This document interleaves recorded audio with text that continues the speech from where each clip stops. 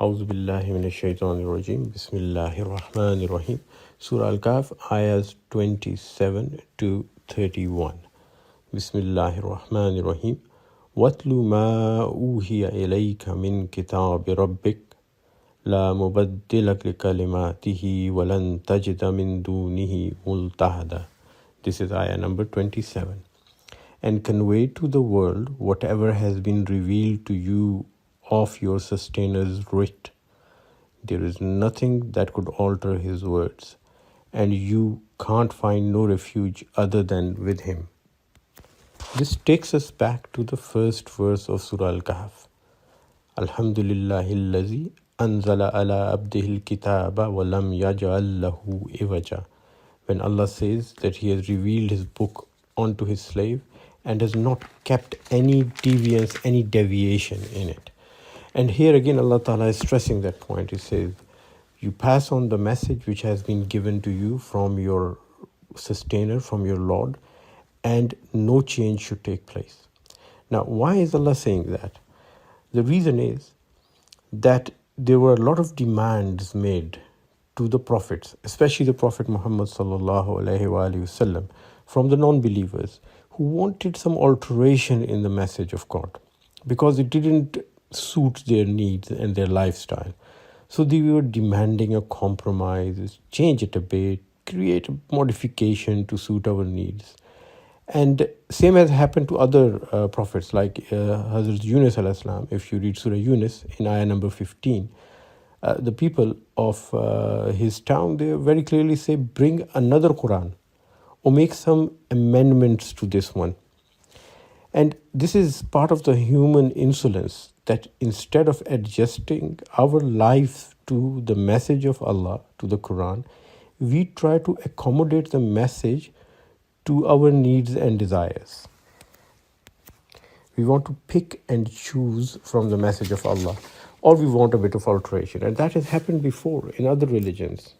For example, in Christianity, the message that Jesus brought was very clear. It was about following the rules which Allah had laid down with Musa alayhi salam. But later on, you see a lot of compromise was made. For example, let's talk about simple things. Pork, pig meat is not permissible according to the laws given to Musa alayhi salam. And the same thing was held by Jesus, who said, I'm not here to change any of the laws which are given in the Torah.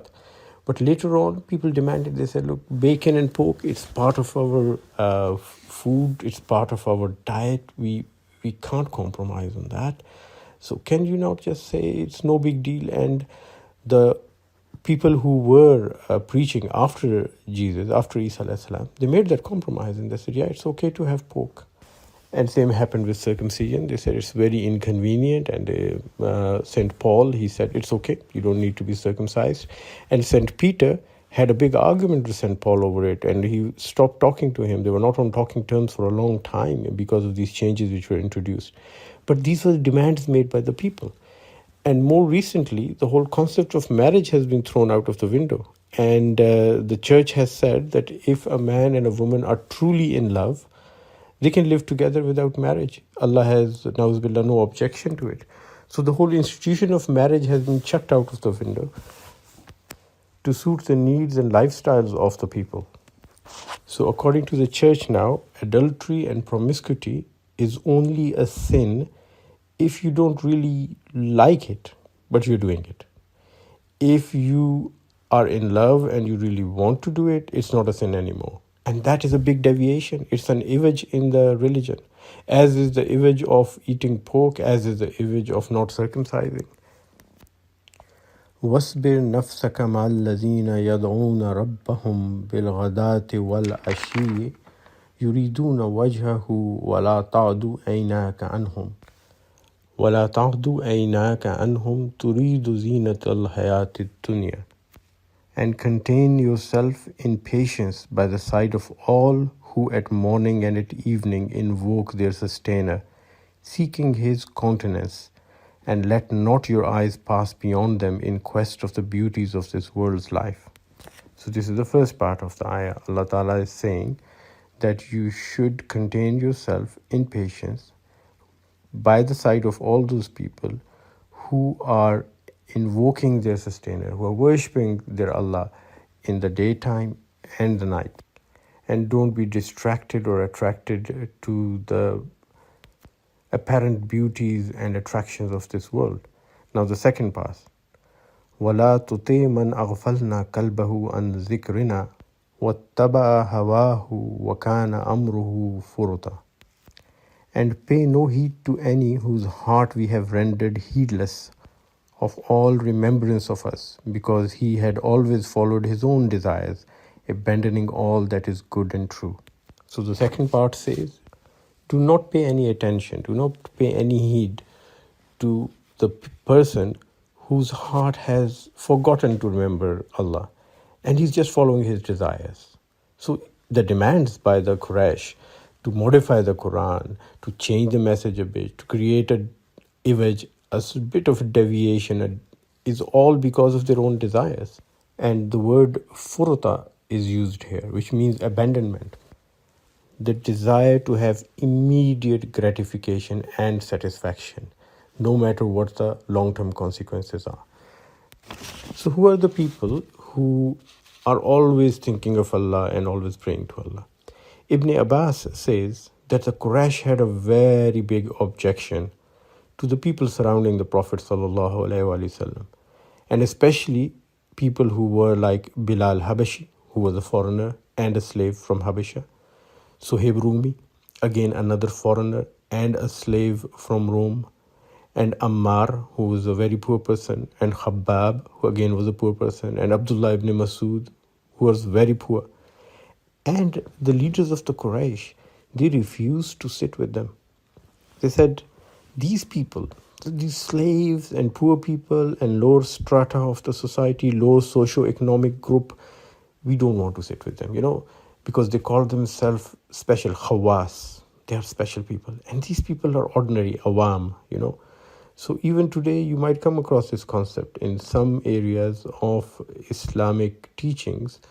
Unfortunately, we have the group of the special people, the khawas, who are the rich, who are the powerful, and they have a special group where they sit and they study the Quran and they're given the message. And then there are the ordinary people who sit in another group and they don't like to mix with them and they're separated from them.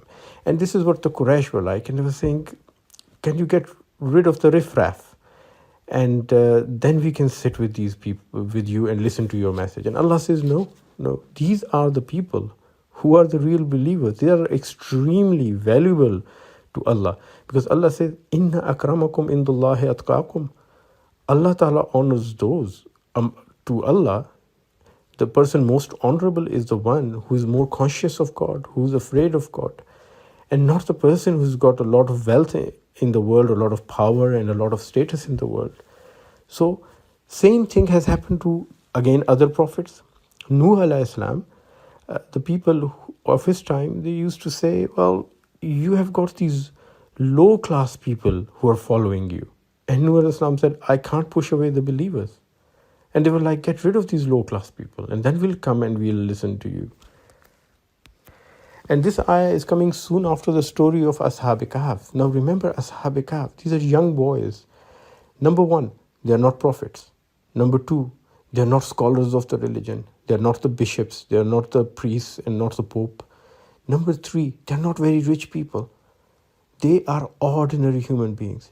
Yet Allah Ta'ala is so much loving and caring to them because of their faith, that He protects them with a miracle of making them sleep securely in a cave for 196 years and then wakes them up. And then He mentions them in the Quran. Not only does He mention them in the Quran, He mentions their dog in the Quran. Not only does He mention their dog in the Quran, He mentions the general conversation they've had. What are we going to eat? Let's get some food. Let's get some pure halal food. Here's some coin. Let's go to the city, buy some food.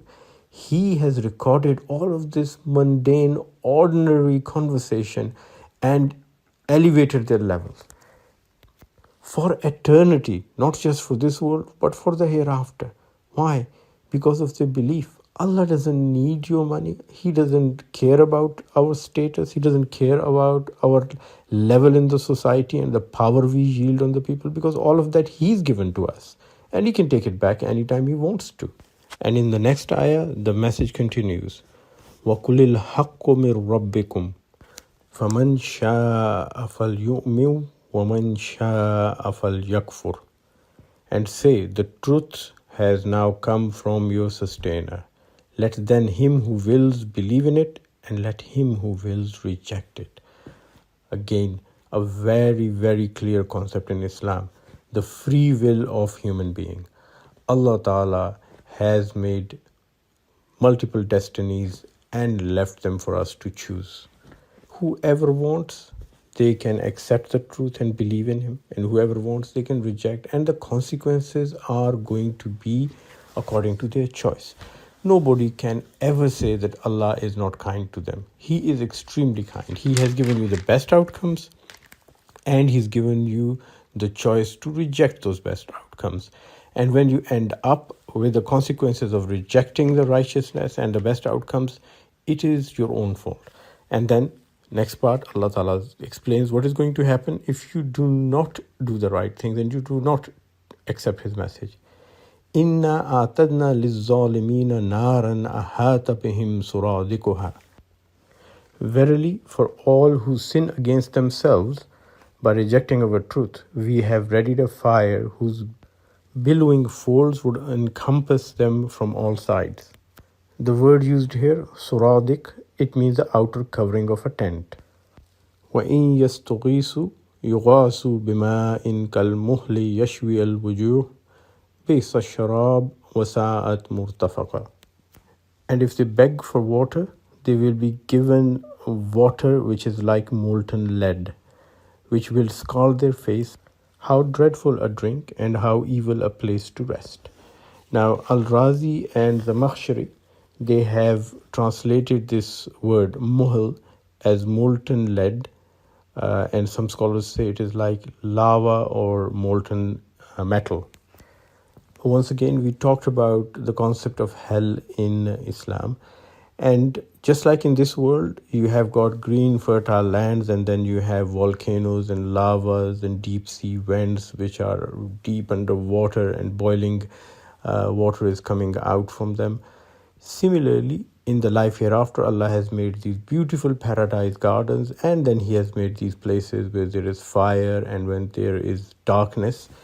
And in this planet, Allah has made living creatures who live in the fertile valleys and the mountains and the gardens, and also living creatures who live around these volcanic mountains and who live in the deep sea vents, and they are sustained there and they are provided there by Allah. Similarly, in the life hereafter, Allah Ta'ala is going to do the same. He's got the paradise gardens, He's going to populate them with His creation, and He's got the deep dark valleys of hell, and He's going to populate them with His creations. The only difference is that those creatures have made their choice by themselves. It's according to their choice of what they did and how they behaved with other people on the planet, what are the right and the wrong things they did, that they would be allocated places either in the gardens or in hell. And the biggest punishment and the biggest torture they will have is the mental anguish of knowing that people who are in hell, they would know that they could have been in heaven very easily. And it is just because of their own mistakes that they've landed themselves into hell. Next ayah explains what happens to people who do the good deeds. Inna allazina amanu wa amilu salihati inna la nudiyu ajra man ahsana amala. But behold, as for those who attain to faith and do righteous deeds, verily we do not fail to requite any who persevere in doing good. أولئك لهم جنات عدن تجري من تحتهم الأنهار يحلون فيها من أساور من ذهب ويلبسون ثيابا خضرا من سندس واستبرق متكئين فيها على الأرائك نعم الثواب وحسنت مرتفقا. Theirs shall be gardens of perpetual bliss, gardens through which running waters flow, wherein they will be adorned with bracelets of gold and will wear green garments of silk and brocade, and wherein upon couches they will recline. How excellent a recompense and how goodly a place to rest. In these two ayat, there are three things which Allah Ta'ala has emphasized on. Firstly, that people who believe in Allah and do good deeds, these are the ones who are going to get the reward. So only believing in Allah is not enough. Doing good deeds is a must. It's like if you have a job and you've signed a contract, just signing the contract is not enough. You have to show up on the job. You have to do the work, do the deeds at work to get your pay at the end of the day. If you sign up, fill in the contract, sign your contract, but never show up for the job, and then spend the next 20, 30 years sitting at home, you can't expect that you'll get a pay, and you can't apply for a pension and say, well, I signed the contract and it's been 30 years, can I have my pension please? The answer would be no, because you never showed up at work. There's not a single day that you did anything. So doing the deeds is essential, not just signing up to be a Muslim. And here again, the important question, which is asked a lot in the West, especially by the non-believers. And even some believers ask this question, and very rightly so, and they say, why do you have to be a Muslim to do good deeds? What about the non-Muslims who do good deeds? Why can't they get the same reward? Now, firstly, anyone who does good deeds, they are going to get the reward. Allah Ta'ala says, فَمَنْ يَعْمَلْ مِثْقَالَ ذَرَّةٍ خَيْرًا يَرَهُ وَمَنْ يَعْمَلْ مِثْقَالَ ذَرَّةٍ شَرًّا يَرَهُ. So if you've done an atom's worth of, zarra is the smallest particle of matter possible. So whether you call it an atom or whether you call it a quark or whatever the smallest particle is, if you've done a good deed equal to the smallest particle of matter, you would see it. Allah is going to show it to you and you would be rewarded for it. And if you got a bad deed which is equal to the smallest possible particle of matter, Allah Ta'ala is going to show you that and you'll get a reward for it. But the magnitude of reward is very different. The magnitude of reward for the believers is much more than the non-believers. And people say this is iniquity. Why? Why is it so? And it's simple. A believer has a job to believe. He's signed up. He's made a contract. I am going to believe and do good deeds whether I like it or not, whether they're in my favor or not, whether they are good to me or not. I am going to do the right thing, even if my heart doesn't desire so. So when you sign up for a job, you come 9 to 5, you do your hours, you do your work, you clock in, you clock out. And what do we clock in and clock out with? The 5 prayers a day. That's the 9 to 5. That's putting in the hours. The Ramadan fasting, going for Umrah and Hajj, giving zakat. All of these things are our 9 to 5. And then the good deeds are the outcome of these. So we are in a contract. And if you're in a contract in a job, you get your pay and you get your pension. So you are sorted. On the contrary, the person who does not believe and is doing the good deeds, they're not obliged to do it. They've not signed up for it. What they are doing is volunteer work. You cannot equate volunteer work with a permanent 9 to 5 contract. So the volunteer work is going to be compensated on a volunteer basis. You get a certificate, you get appreciation, you might even get some compensation for your hours. But you're not contracted, you're not obliged, you're doing it just when you feel like it. So people who do good deeds and are not believers, they do it because they feel like it. The main onus on the believer is that you do the right thing and the good thing even when you don't feel like it, especially when you don't feel like it.